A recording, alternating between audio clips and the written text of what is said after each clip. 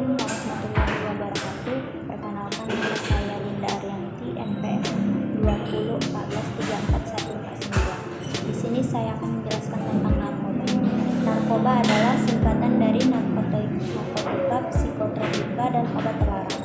Selain narkoba, istilah lain yang diperkenalkan khususnya oleh Kementerian Kesehatan Republik Indonesia adalah NAPZA, yang merupakan singkatan dari narkotika, psikotropika, dan zat adiktif. Narkotika adalah zat atau obat baik yang bersifat alamiah, sintesis maupun semi sintesis, yang menimbulkan efek penurunan kesadaran, halusinasi, serta daya rangsang. Saat ini bahaya dan dampak narkoba atau narkotika dan obat-obatan pada kehidupan dan kesehatan pecandu dan keluarganya semakin meresahkan. Bagai dua sisi mata uang, narkoba menjadi zat yang bisa memberikan manfaat dan juga merusak kesehatan. Seperti yang sudah diketahui, ada beberapa jenis obat-obatan yang termasuk ke dalam jenis narkoba yang digunakan untuk proses penyembuhan karena efeknya bisa menyenangkan. Namun jika dipakai dalam dosis yang berlebih bisa menyebabkan kecanduan. Penyalahgunaan ini mulanya karena si pemakai merasakan efek yang menyenangkan. Dari sinilah muncul keinginan untuk terus menggunakan agar bisa mendapatkan ketenangan yang bersifat halusinasi. Meski dampak narkoba sudah diketahui oleh banyak orang, tetap saja tidak mengurangi jumlah pemakainya. Assalamualaikum warahmatullahi wabarakatuh. Perkenalkan, nama saya Adinda Febriani. Di sini saya akan menjelaskan mengenai jenis-jenis narkoba. Yang pertama ada morfin. Morfin berasal dari kata morphos atau dewa mimpi.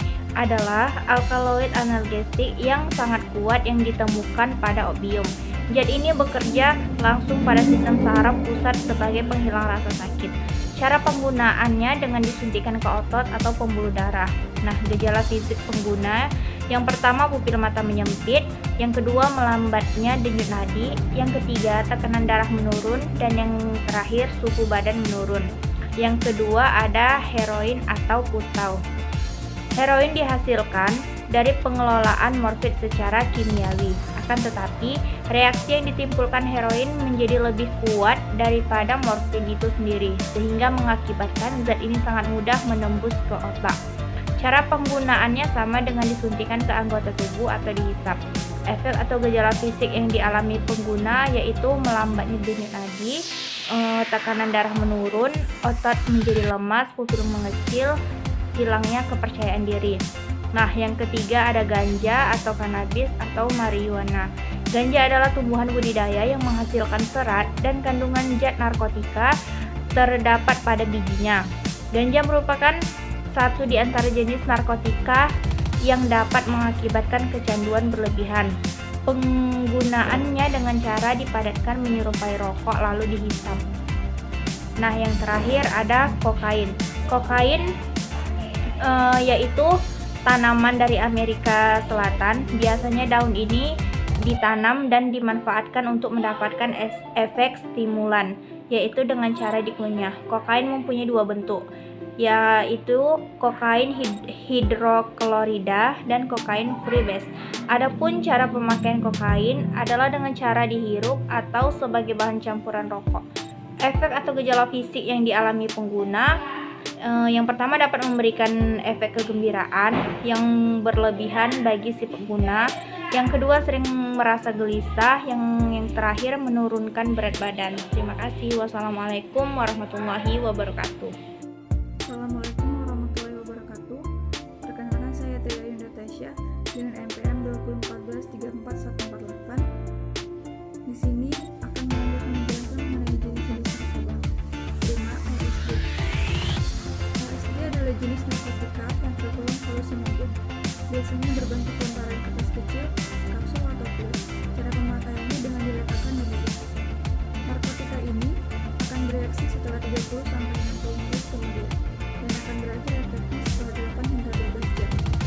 Efek atau gejala fisik yang dialami pengguna sering berhalusinasi mengenai berbagai kejadian, tempat, warna, dan objek. Sering terobsesi dengan apa yang ada dalam halusinasi. Sering juga mengalami paranoid akibat hal-hal yang dihalusinasikannya. Denyut jantung dan tekanan darah yang meningkat, diafragma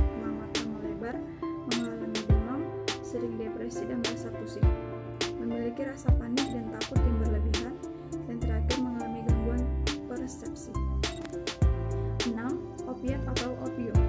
Opiat adalah zat berbentuk bubuk yang dihasilkan oleh tanaman yang bernama Papaver somniferum. Kandungan morfin dalam bubuk ini biasa digunakan untuk menghilangkan rasa sakit. Adapun efek atau gejala yang timbul dari narkotika jenis ini antara lain memiliki semangat yang tinggi, sering merasa waktu berjalan begitu lambat, rasa pusing atau ngantuk, diri yang menyengat, timbul masalah kulit di bagian mulut dan leher, dan terakhir sering merasa sibuk sendiri. 7. Kodein. Kodein adalah sejenis obat batuk yang bisa digunakan apabila dapat menyebabkan. Namun, obat ini memiliki efek ketergantungan bagi si pengguna. Kodein merupakan hasil proses dari metilasumatik. Cara penggunaannya dengan biasa. Efek atau gejala fisik gejala sendiri. Mengalami euforia, sering mengalami jatuh total, mengalami mual dan muntah, mudah mengantuk, hingga terasa kering, mengalami hipotensi, mengalami depresi, kemasan lilit, dan terakhir mengalami depresi saluran pernapasan. Kejahatan metadon. Efek yang ditimbulkan dari jenis narkotika ini mirip seperti heroin. Adapun efek atau gejalanya antara lain mengalami sembelit, sering mengantuk, tetapi tidak bisa tidur. Pada wanita hamil dapat mengalami keguguran atau bayi prematur, dan terakhir mengalami koma. 9. Barbiturate. Biasa digunakan sebagai obat tidur. Cara kerjanya mempengaruhi sistem saraf. Efek dari mengonsumsi barbiturate terlihat dalam 3 hingga 6 jam. Efek atau gejala fisik yang dialami pengguna, sering sembrono, euforia, sering merasa kebingungan, mengalami pingsan, mengalami masalah pernapasan. Sekian penjelasan dari saya, kurang lebih mohon maaf. Wassalamualaikum warahmatullahi wabarakatuh. Baiklah, saya Sri Rahayu Murwaningsi, NPM 2014344123 akan menjelaskan tentang jenis-jenis narkoba. Ada ekstasi. Ekstasi adalah senyawa kimia yang sering digunakan sebagai obat yang dapat mengakibatkan penggunanya menjadi sangat aktif. Ekstasi dapat berbentuk tablet, pil, serta bubuk. Efek lain yang timbul dari penggunaan ekstasi antaranya adalah timbulnya euforia, mengalami mual, dehidrasi, timbul percaya diri yang berlebih, sering merasa kebingungan. Kemudian ada sabu-sabu. Sabu-sabu merupakan zat yang biasanya digunakan untuk mengobati penyakit yang parah, seperti gangguan hiperaktivitas, kekurangan perhatian, atau narkolepsi. Cara penggunaan sabu-sabu adalah dihisap. Efek yang timbul saat menggunakan sabu-sabu berlebihan yaitu jantung berdebar-debar, naiknya suhu tubuh, mengalami insomnia, timbul euforia, nafsu makan menghilang, kekurangan kalsium, dan mengalami depresi yang berkepanjangan. Assalamualaikum warahmatullahi wabarakatuh. Perkenalkan, nama saya Alda Miranda Purba, NPM 201434033. Di sini saya akan melanjutkan penjelasan tentang jenis-jenis narkoba. Yang ke-15 ada speed. Speed atau bisa disebut metamfetamin merupakan stimulan sistem saraf pusat yang kuat dan adiktif. Obat ini berbentuk bubuk dan berwarna putih, tidak berbau dan berasa pahit. Metamfetamin merupakan stimulan yang kuat dan tahan lama karena mampu menembus sistem saraf pusat lebih mudah daripada amfetamin. Cara pemakaiannya bisa dicampurkan pada rokok, dihisap, atau disuntikkan.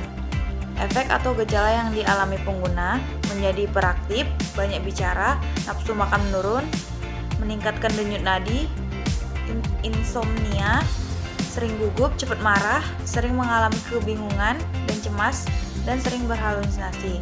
Kemudian ada Demerol.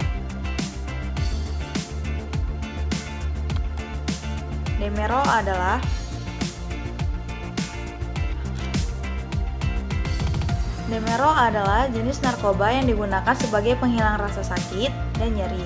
Bagi penderita asma dilarang keras mengkonsumsinya. Obat ini juga memberikan efek kecanduan. Efek atau gejala fisik yang dialami pengguna yaitu melambatkan sistem pernafasan dan detak jantung, mengantuk, kelemahan pada otot, berkeringat, gangguan pada pupil, dan pingsan. Kemudian ada alkohol atau etanol. Alkohol adalah senyawa organik yang memiliki gugus hidroksil yang terikat pada atom karbon. Alkohol mengandung etietanol, inhalen atau sniffing berupa karbon yang menghasilkan efek yang sama dengan yang dihasilkan oleh minuman yang beralkohol atau obat anestetik yang dihisap.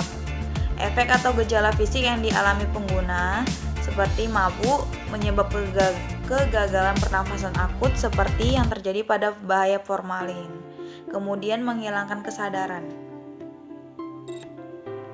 Kemudian nikotin. Nikotin adalah senyawa kimia yang dihasilkan secara alami oleh tumbuhan sejenis suku terong-terongan seperti tembakau dan tomat. Nikotin merupakan satu di antara racun saraf. Adapun efek dari pengguna nikotin antara lain meningkatkan denyut nadi, meningkatkan kadar gula dalam darah, menimbulkan efek merupakan satu di antara racun saraf. Adapun efek dari pengguna nikotin antara lain meningkatkan denyut nadi, meningkatkan kadar gula dalam darah, menimbulkan efek segar setelah memakainya, nafas terasa berat, dapat mengakibatkan kanker dan stroke. Kemudian kafein. Kafein adalah zat adiktif yang bekerja untuk mempengaruhi sistem metabolisme dan saraf pusat. Adapun beberapa efek yang ditimbulkan zat ini antara lain saat pengguna mulai menghentikan pemakaian zat ini dapat menimbulkan pusing, ngantuk, pemarah, serta timbul kecemasan. Nama saya Rika Eliza Matondang. Di sini saya akan menjelaskan faktor penyebab resiko menggunakan narkoba di kalangan remaja dan anak-anak. Jadi, faktor penyebab resiko menggunakan narkoba di kalangan remaja dan anak-anak maupun pemuda adalah pertama kali hanya sekedar ingin mencoba karena pergaulan lingkungan yang kurang baik dan contoh dari teman-temannya. Rasa ingin mencoba narkotika inilah adalah pintu masuk pertama dan penyebab kalangan muda terjerumus dalam pengaruh dampak negatif penyalahgunaan narkotika dan obat-obatan terlarang ini yang membahayakan kesehatan pada nantinya. Berikut beberapa tips menghindari narkoba, yaitu yang pertama, jangan pernah untuk mencoba menggunakan narkotika kecuali atas dasar pertimbangan medis atau dokter. Mengetahui akan berbagai macam dampak buruk narkoba. Yang kedua, memilih pergaulan yang baik dan jauhi pergaulan yang bisa mengantarkan kita pada penyalahgunaan narkoba. Yang ketiga, memiliki kegiatan-kegiatan yang positif, berolahraga ataupun mengikuti kegiatan organisasi yang memberikan pengaruh positif baik kepada kita. Selalu ingatkan bahwasanya ancaman hukuman untuk penyalahgunaan narkoba adalah lembaga pemasyarakatan. Gunakan waktu dan tempat yang aman. Jangan keluyuran malam-malam. Bersantailah dengan keluarga, berkaraoke, piknik, makan bersama, masak bersama, beres-beres bersama, nonton bersama keluarga. Bila mempunyai masalah, maka cari jalan keluar yang baik dan jangan jadikan narkoba sebagai jalan pelarian. Terima kasih.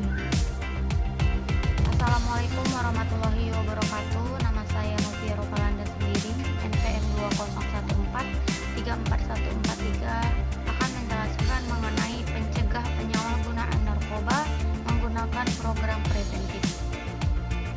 Program ini juga disebut sebagai program pencegahan, di mana program ini ditujukan kepada masyarakat sehat yang sama sekali belum pernah mengenal narkoba agar mereka mengetahui tentang seluk-beluk narkoba sehingga mereka tidak memiliki keinginan untuk menyalahgunakannya. Program ini selain dilakukan oleh pemerintah juga sangat efektif apabila dibantu oleh sebuah instansi atau institusi lain seperti lembaga-lembaga profesional lembaga swadaya masyarakat, perkumpulan, organisasi masyarakat, dan lain sebagainya. Bentuk dan agenda kegiatan dalam program preventif ini mencakup A. Kampanye anti penyalahgunaan narkoba. Program pemberian informasi satu arah dari pembicara kepada pendengar tentang bahaya penyalahgunaan narkoba. Kampanye ini hanya memberikan informasi saja kepada para pendengarnya, tanpa disertai sesi tanya jawab. Biasanya yang dipaparkan oleh pembicara hanyalah garis besarnya saja dan bersifat informasi umum. Informasi ini biasa disampaikan oleh para tokoh masyarakat. Kampanye ini juga dapat dilakukan melalui spanduk poster atau baliho. Pesan yang ingin disampaikan hanyalah sebatas arahan agar menjauhi penyalahgunaan narkoba tanpa merinci lebih dalam mengenai narkoba. B. Penyuluhan seluk-beluk narkoba. Berbeda dengan kampanye yang hanya bersifat memberikan informasi, pada penyuluhan ini lebih bersifat dialog yang disertai dengan sesi tanya jawab. Bentuknya bisa berupa seminar atau ceramah. Tujuan penyuluhan ini adalah untuk mendalami berbagai masalah tentang narkoba sehingga masyarakat menjadi lebih tahu karenanya dan menjadi tidak tertarik menggunakannya selepas mengikuti program ini.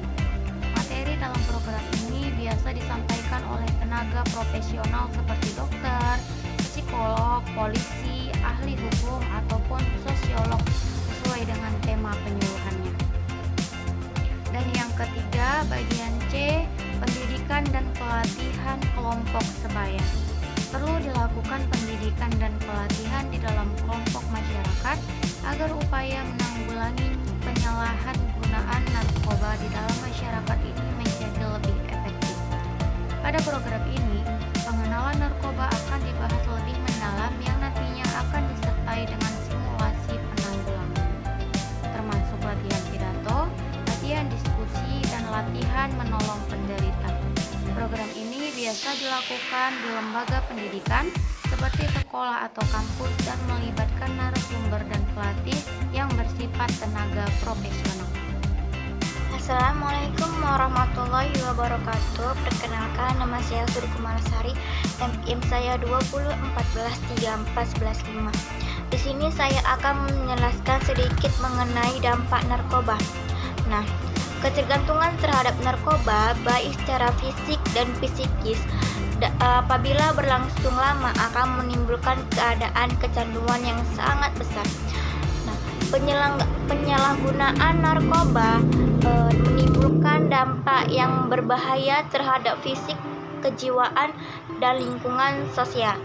Nah, dampak narkoba terhadap fisik itu yang pertama dapat menimbulkan ketagihan atau ketergantungan. Yang kedua itu mengganggu mental. Yang ketiga mengganggu kesehatan. Yang keempat kerusakan fungsi sistem saraf pusat. Yang kelima cenderung menjadi pelaku kejahatan. Yang keenam memupus iman dan takwa. Yang ketujuh itu akan mengakibatkan kematian. Nah, adapun dampak narkoba terhadap kejiwaan itu, yang pertama itu bersikap labil, yang kedua cepat memberontak, yang ketiga tertutup dan penuh rahasia, yang keempat sering berbohong dan suka mencuri, yang kelima menjadi sensitif, kasar, dan tidak sopan. Yang keenam, memiliki kecurigaan yang berlebihan terhadap semua orang. Yang ketujuh, menjadi malas. Dan yang kedelapan, akal sehat tidak berperan. Terima kasih. Assalamualaikum warahmatullahi wabarakatuh. Perkenalkan, nama saya Nina Angelika Brutadigan, NPM saya 201434122. Baiklah, saya di sini akan menjelaskan cara menghindari narkoba. Memulihkan diri dari kecanduan narkoba adalah sebuah proses yang sulit dan melelahkan. Beberapa jenis orang tertentu jauh lebih rentan terhadap kecanduan narkoba karena faktor-faktor seperti genetika atau masalah lingkungan dapat membuat penyalahgunaan obat-obatan terlarang lebih mungkin terjadi.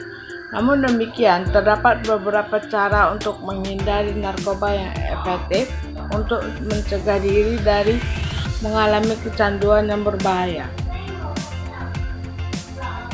Yang pertama yaitu temukan cara sehat untuk mengatasi stres. Yang kedua, jalani terapi atau konseling. Yang ketiga, pertahankan gaya hidup yang membuat bahagia. Yang keempat, miliki hobi atau hal-hal yang disukai.